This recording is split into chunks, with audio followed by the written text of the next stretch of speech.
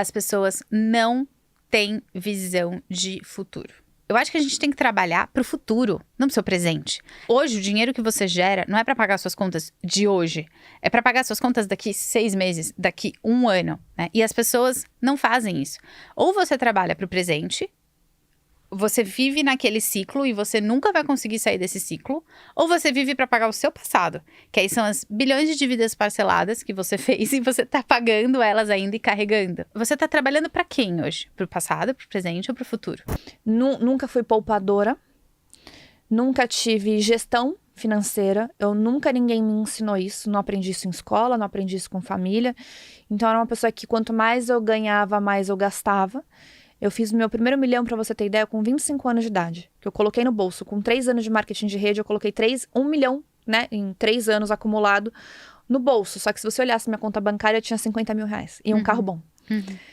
Porque da mesma forma que vinha, ele voltava. Até li uma vez uma passagem do Segredos da Mente Milionária. Eu acho que a gente só consegue administrar a mesma quantidade de dinheiro. Então, a minha cabeça administrava 0. Então, eu sempre gastava o suficiente para conseguir voltar a estacar 0, para eu não precisar administrar mais, porque era o que a minha cabeça sabia administrar. Eu, com a conta negativa, gente, eu administrava que era uma beleza, assim. Só que foi muito desafiador eu conseguir sair dessa posição, e principalmente numa época que logo depois eu fiquei noiva, eu casei, eu tive filhos, do meu marido olhar para mim, ele precisar de mim como uma gestora das finanças da casa, e ele confiar em mim. E eu também confiar em mim mesma, de falar assim, cara, eu consigo.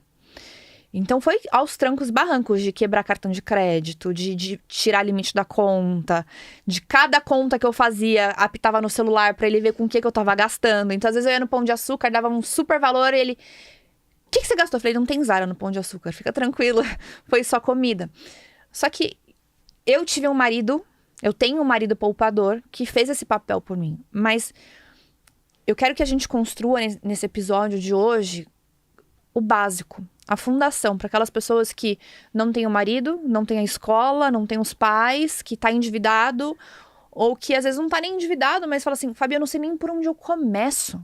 O que são as minhas finanças? Ou pegando pessoas já num grau mais avançado e as pessoas acham que não, mas a gente sabe o que acontece, que tem já um negocinho rodando... mas que faz uma mistura, utiliza as contas da empresa para pagar a conta financeira, da pessoal, e faz aquele away que a pessoa, ela não tem nada saudável, ela não tem uma empresa saudável, ela não tem a parte pessoal saudável, porque tá sempre tudo misturado. Então, quando a gente olha essa bola de neve, Jô, por onde que a gente começa? Muito bom. Eu falo que o problema não é o dinheiro. O dinheiro, ele tá nas nossas mãos e ele passa, né?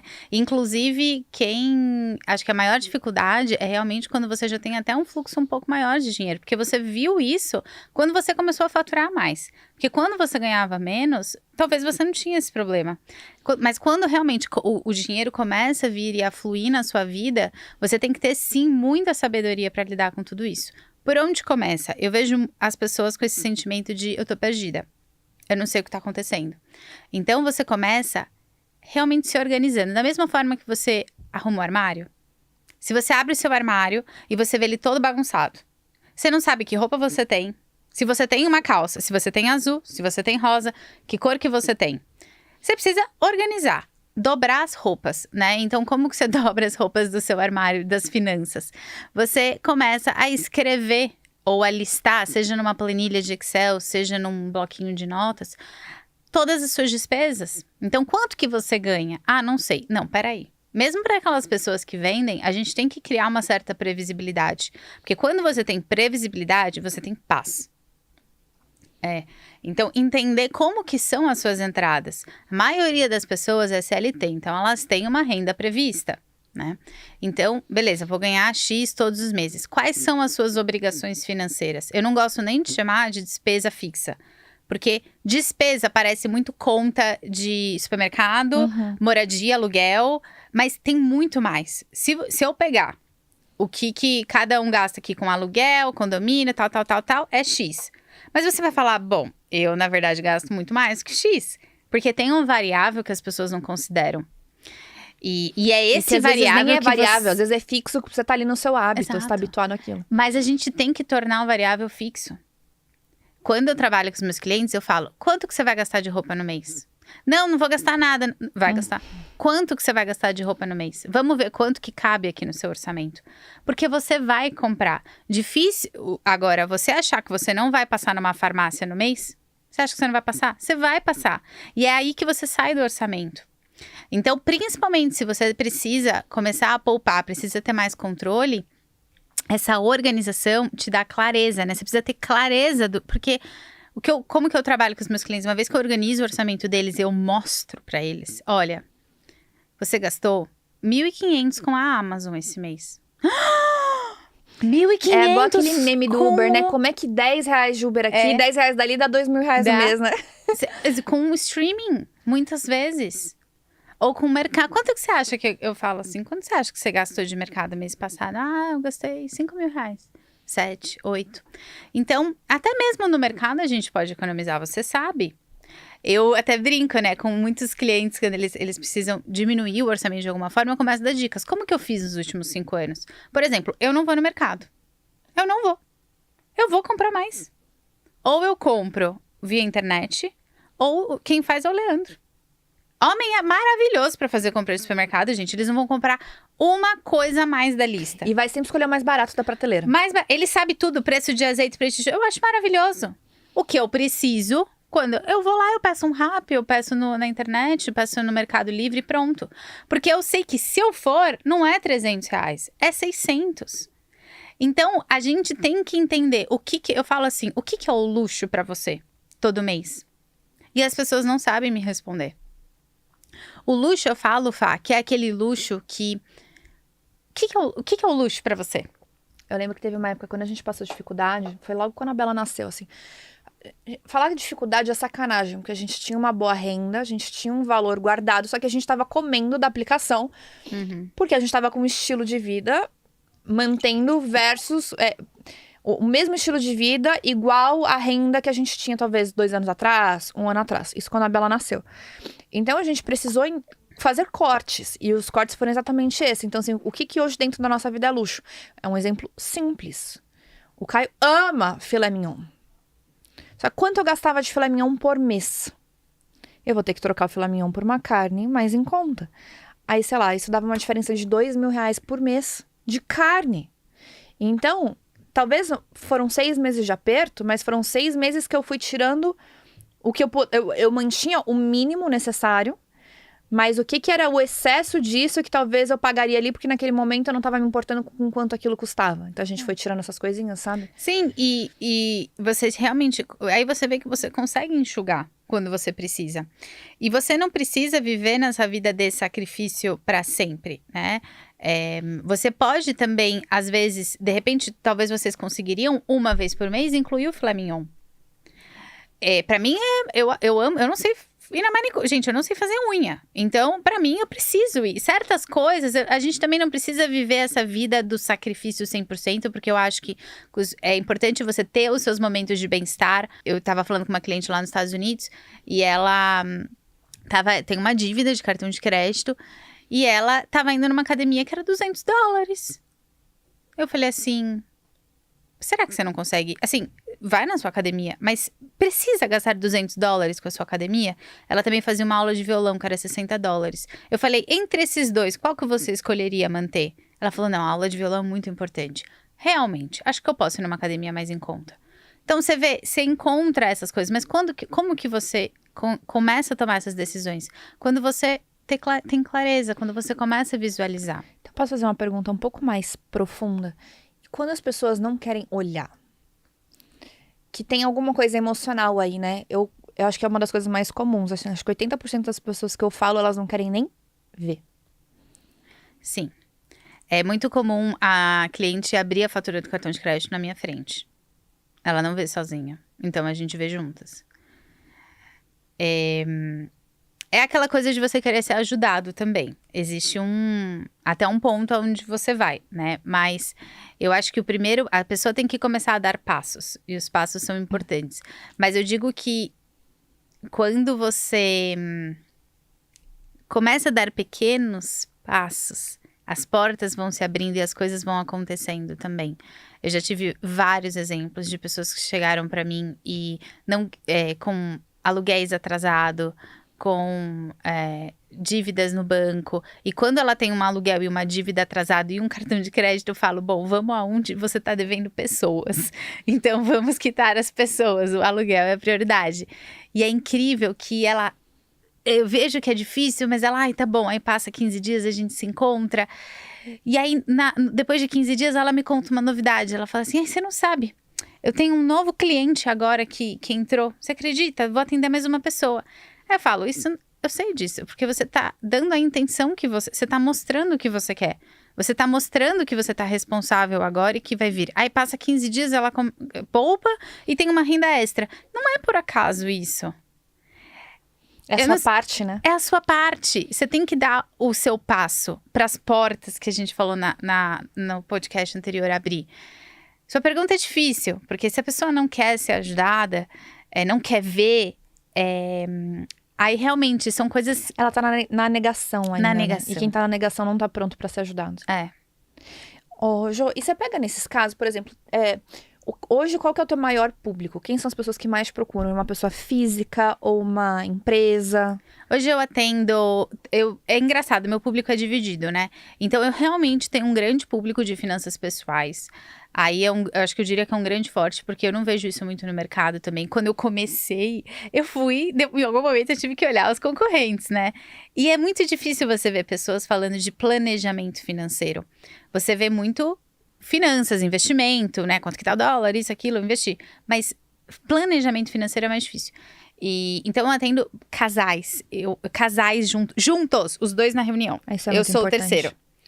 Já me contrataram por isso, porque Uma terapeuta, ele quase. não sabia falar com a esposa, eles não gostavam de conversar entre eles. Sobre dinheiro. Sempre tinha disputas, discussões, e ela gastava muito.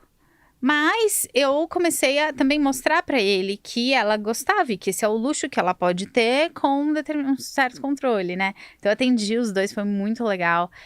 Atendo solteiros, e também atendo empreendedores. Mas os empreendedores que eu pego geralmente são as pessoas que misturam tudo, né? É isso que eu ia te perguntar.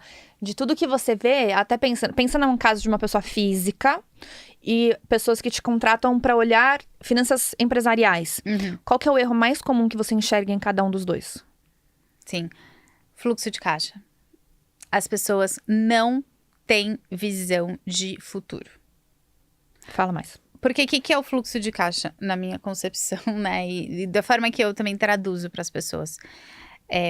A gente tem que ter essa visão de futuro. O que você vai ter de entrada nos próximos meses, assim como o que você vai ter de saída nos próximos meses, e que vai te dar um número de quanto tem que ser a sua reserva de emergência. Aqui as pessoas chamam de reserva de emergência. Eu gosto de chamar de caixa, né? Porque não é só para emergência.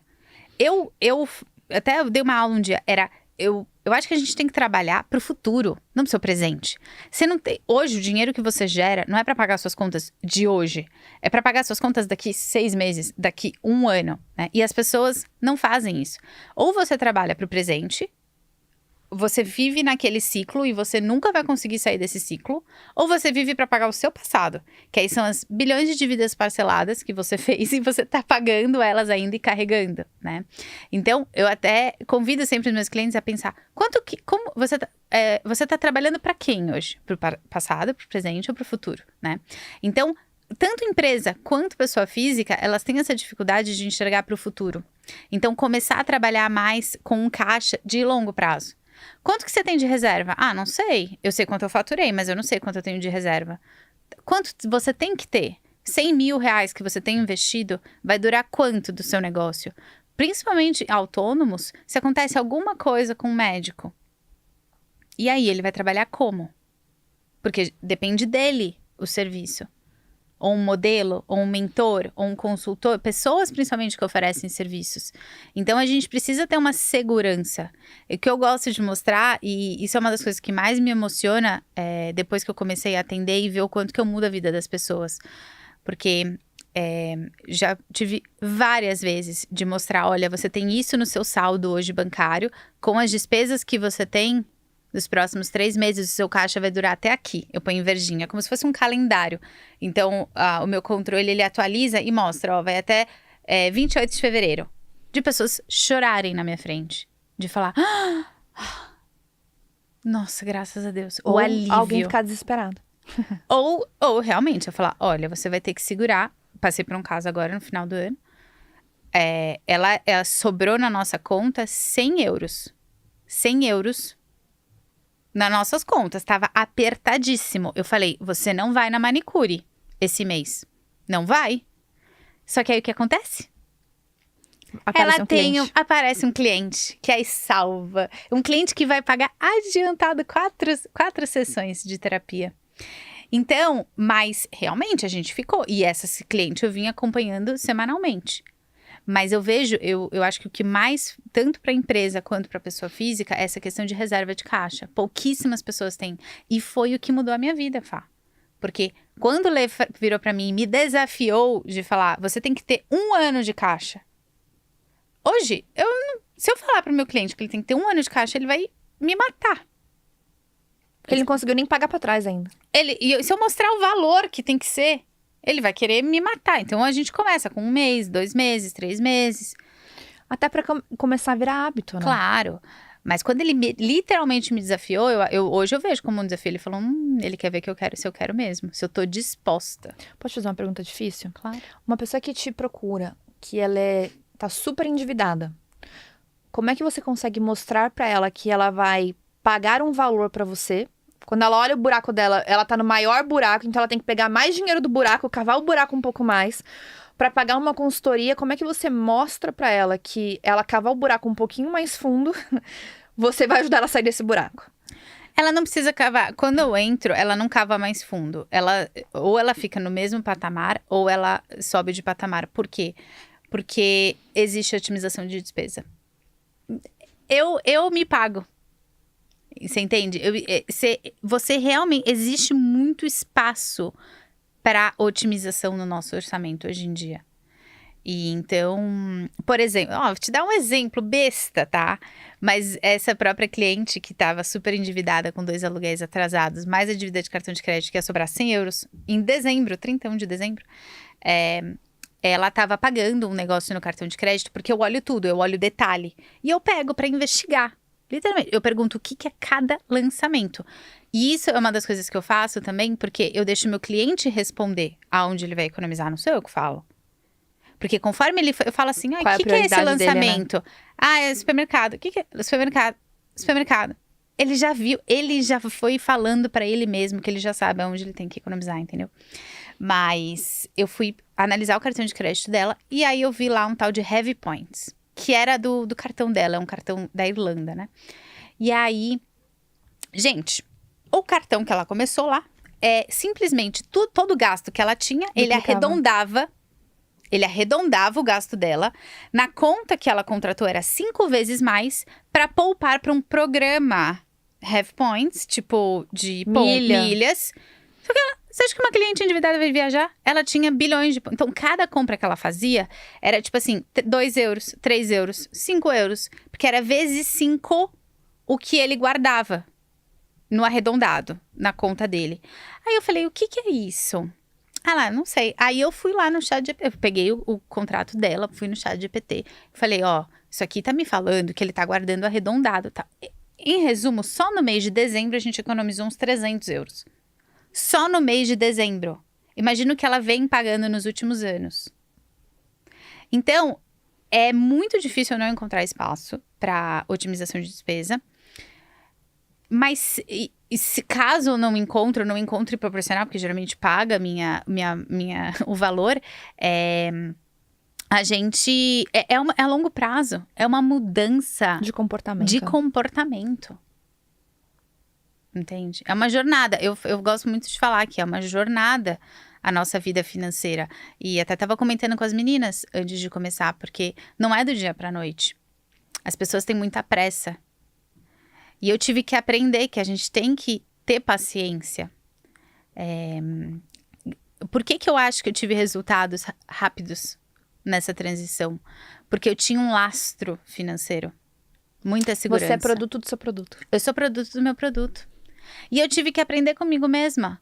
Muitas vezes, eu me comprometi com meu esposo de realmente a gente fazer combinados. E hoje eu vejo o quanto que isso me ajudou. E ainda não é fácil, porque muitas vezes eu vou no shopping e gostaria de comprar tudo. Eu gostaria. Mas eu faço esforços. Né? Quantas vezes, às vezes eu me vejo entrando numa loja e falo, gente, mas realmente, será que eu realmente quero isso?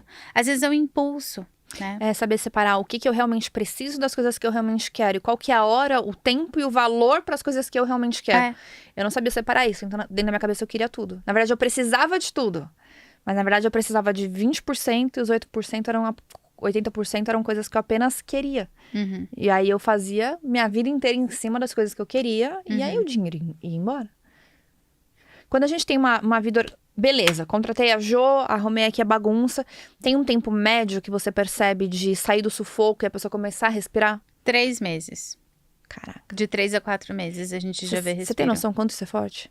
Tem gente que tá 10 anos Sim. passando mal, com úlcera de não conseguir dormir pensando nas finanças. E em 3 meses, Sim.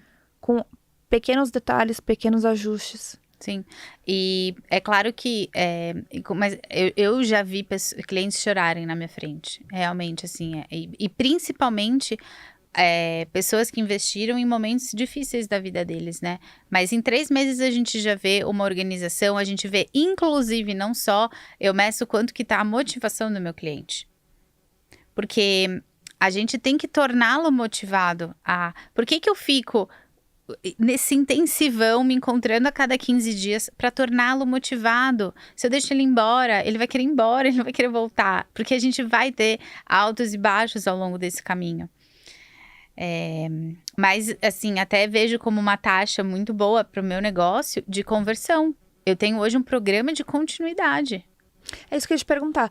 Depois que a pessoa organizou a casa, o que tem depois? O que tem do outro lado? Tem a manutenção, porque nada do dia pra noite. Realmente, ele já vai sentir um alívio em 4 meses. Claro, seguindo, né, as instruções, realmente estando comprometido. Um dos meus pilares é a disciplina. Por isso que eu falo que eu sou produto do meu produto. Porque se você não tem disciplina, você pode ter tudo. Você pode ganhar um monte de dinheiro. Você pode até fazer, mas você tem que manter constância, né, de ser disciplinado. O depois é a manutenção. E estar porque a vida ela não é assim. Você explica isso pra gente, né? O negócio ele é assim, né? Então, esse acompanhamento próximo também é para dar facilidade. Hoje, além de eu ensino, mas um dos meus grandes resultados e entregas é facilitar isso pro meu cliente. Então, tem gente que não quer ver planilha. Não quero isso, né? Eu não gosto, mas eu quero ser organizada. Então, enfim, esse é o programa de continuidade, a manutenção, é se manter com objetivos, traçar realmente objetivos e ter essa visão. Acho que a segunda coisa que eu diria que tanto pessoas quanto empresas têm dificuldade é ter visão. Números na cabeça. Isso é uma das coisas que a gente sempre fala, né? Principalmente dentro da mentoria. Quando você não consegue mensurar, quando você não tem números, você não consegue ajustar. Então, quanto mais informação você tem, quanto mais informação você se imune, mais visibilidade você tem, mais clareza você tem e mais segurança você tem para tomar a decisão. Então, às vezes você, sei lá, você precisa fazer um investimento em alguma coisa, você precisa dar algum passo. E às vezes tem sempre aquela insegurança. E às vezes dá, mas você não tem clareza do que dá. E aí você tá sempre empacado. E aí demora. Será que eu invisto? Será que eu entro na mentoria? Será que eu faço tal coisa? Você tem que saber. Esse será não existe. Não precisa haver será. Se você tem os números claros e os controles necessários, você vai tomar essa decisão assim. É do dia pra noite, agora. A oportunidade bateu agora na sua porta. Ou você entra ou você não entra. Vai parcelado, mas você tem que saber que você vai... Falando de parcela, você gosta de parcela? Eu gosto quando você... Eu acho que o parcelamento ele é uma boa ferramenta. A gente tem que usar, sim. Inclusive, o Brasil é um dos... Assim, eu não tenho conhecimento, poucos, mas é muito pouco. Eu atendo gente lá fora e realmente é uma outra realidade. Ninguém pode parcelar lá fora, Ninguém pode parcelar. É muito difícil de você ter crédito. Minha irmã acabou de se mudar para os Estados Unidos. É outra realidade, sabe? Mas a gente tem que ter responsabilidade.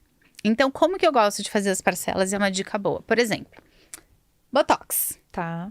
Necessário, né? Não é um item indispensável, mas é bom. É bom. É bom, tá lá A no meu gente gosta, orçamento, aham. tá, né? E aí, tá bom, meu Botox dura aí uma média de uns 5 meses. O que eu faço? O que você pode fazer se você não quer se descapitalizar? Porque aí vem, eu invisto meu dinheiro todo mês. Então, eu não vou pegar meu dinheiro que tá rendendo pra pagar meu Botox à vista. Então, eu gosto de dividir em 5. Porque Que é vai durar exatamente quando vence. 5 vezes. Aí Pra você não fica colocando uma coisa em cima da outra. Exatamente. Então, sempre faz. Vou comprar, por exemplo, suplementos ou manipulados, né? Que às vezes tem um valor um pouco mais caro, mas também dura mais. Dura o quê? 2 meses? Divide em 2. Entende? Mas você tem que ter inteligência. Outra coisa também, se você chega na loja e aí a moça fala assim, a lojista: e aí, senhor, vai ser parcelado ou vai ser à vista? Vai ser... Aí você fica pensando, né? Tipo, em 2 ou em 3, ou em 4. Aí pode ser em 6, aí pode ser em 10, pode ser em 2. Também mostra que você não tem noção, né? Você tem que estar acompanhando. Quanto que eu posso investir esse mês? Quanto que eu posso? Gastar, Quanto que né? eu tenho? Então, eu já falo assim, né, com meus clientes: olha, você tem R$400 de roupa. Então, se você for parcelar, tem que ser isso aqui o limite. E eu mostro, mês que vem você já tá comprometido com 200. Então, né? Mas é isso também. Mas eu gosto do parcelamento, principalmente para viagens. Eu acho que vale super a pena você parcelar. E aí você chega para sua viagem, aí você viaja. Não leve seu cartão de crédito do Brasil para lá fora, né? Lá para fora. Não existe, obviamente, uma regra, mas na média, assim, se eu puder dar dicas. Mas isso na viagem é muito legal, até de você se planejar com uma certa antecedência e você terminar de pagar a viagem até chegar na viagem. Porque existe uma comprovação neurocientífica de quando você chega na viagem e ainda precisa pagar a viagem, a sua tendência é gastar menos. É óbvio que pensando no ponto de vista financeiro, é legal, porque você vai falar assim, eu vou economizar, porque ainda no final eu ainda tenho que pagar a bucha de hotel, eu tenho que pagar alguma coisa, ainda tenho parcela de cartão. Porém, se você é uma pessoa que é mais programada, você quer viver mais as experiências, e você tem essa possibilidade, você tem esse, sei lá, um pouquinho aqui no mês que eu consigo usufruir de um pouco mais de experiência, quando nós já temos tudo pago antes da viagem, o nosso inconsciente nos permite aproveitar mais. Até que você vai no restaurante, você paga a conta sem menos preocupação. Então é muito ruim você viajar sempre preocupado, porque eu ainda tenho que pagar coisa. Você não consegue desfrutar. E eu acho que a viagem é algo que a gente quer. O que a gente quer descansar, a gente quer aproveitar. Então é alguma coisa que acontece dentro do nosso cérebro. Que, né, a gente tem o pagar, ele gera diversas coisas fisiológicas no nosso organismo que não dá prazer, o pagar. Então quanto mais distante o pagar fica da experiência que a gente está vivendo, melhor é. Com certeza. E aí vem, por isso que não existe certo e errado, né? Até a ciência pode falar, ou até às vezes o cartão, se você levar o seu cartão, você vai pontuar mais lá fora, mas pra mim não me importa. Você ter um planejamento, e eu estou viajando, eu tenho, $1.000 pra gastar lá fora, e eu tenho 5 dias de viagem, eu tenho $200 por dia. Então, também te dá, eu vou nesse aqui, te dá uma clareza melhor, uma segurança melhor para até decidir, escolher eu acho que o poder de escolha, ele é um dos maiores luxos que a gente tem na nossa vida hoje, né? Você poder escolher o que você vai comprar, como você vai viver, aonde você vai trabalhar, essa liberdade, ela é muito boa. Então, eu acho que isso é uma das coisas que finanças saudáveis te proporcionam. Uma das coisas que é muito legais, que o Gustavo Cerbasi gravou um podcast com a gente na época. É ótimo. Lá quando a gente tava no outro escritório, quando eu participava dos episódios junto com o Caio, não lembro se foi no podcast ou se já era como você fez isso. Acho que era podcast. E ele falou uma coisa que você viveu isso, que eu achei muito interessante. Ele falou: de nada adianta você mobilizar o máximo da tua renda numa casa ou num carro e você ficar com pouca renda disponível para diversão. Por quê? Porque você é um ser humano, você vai querer sair, você vai querer conviver com pessoas, você vai querer ter experiência. E você vai poder morar na casa dos seus sonhos, mas você vai ser uma pessoa infeliz. Porque você vai ter que abrir mão de viagens, você vai ter que abrir mão de festas, você vai ter que abrir mão de um mimo. Então, muitas vezes é melhor você morar em algo que talvez ainda não é o seu sonho, talvez você dirigir um carro que ainda não é dos seus sonhos, mas para que sempre sobre o dinheiro da diversão. Porque a maioria dos casamentos acontece exatamente isso. A pessoa, eu acabei de casar. Aí ela quer morar onde? Já na casa dos sonhos que ela sonhava antes. Então ela mobiliza, às vezes, parte da renda dela num aluguel ou num financiamento, ou ela pagou à vista e ela se sente super insegura porque pegou toda a reserva dela, o fluxo dela e foi por água abaixo. Só que aí não pode sair no final de semana, não pode comprar uma blusinha, não pode ir num restaurante. Vive uma vida presa dentro de um apartamento. E a pessoa fica muito infeliz. O Gustavo Cerbasi, ele não sabe disso, mas ele é o meu grande mentor e do meu esposo. O Leandro me deu livros dele logo no início. Falou, leia!